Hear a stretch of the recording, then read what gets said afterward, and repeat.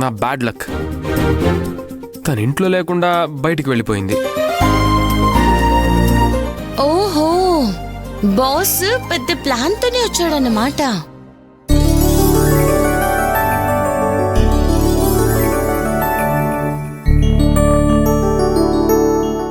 అల్లుడు గారు,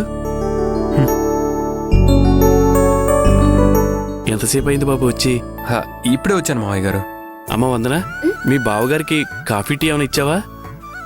అయ్యయ్యో మావయ్య గారు, అలాంటివే వద్దు. ఇందాకే తాగొచ్చాను. అలా అంటే కుదరదు అల్లుడు గారు. రత్నవల్లి, వస్తున్నానండి. బాగున్నావా బాబు? బాగున్నాను. వెళ్ళి కాఫీ తీసుకురా. ఇప్పుడే తీసుకొస్తా. అత్తయ్య, ఇప్పుడేం వద్దు, పర్లేదు.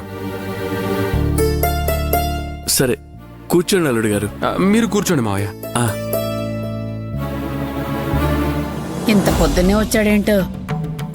సరే, ఏం మాట్లాడతాడో విందాం. అల్లుడు గారు, మీ నాన్నగారు, అదే నా స్నేహితుడు సత్యం, ఏదన్నా చెప్పమన్నాడా? అవును మావయ్య గారు, వెడ్డింగ్ కార్డ్స్ వచ్చాయి. మొదటి పత్రిక గుళ్ళో దేవుడి పాదాల దగ్గర పెట్టి పూజ చెయ్యాలన్నారు.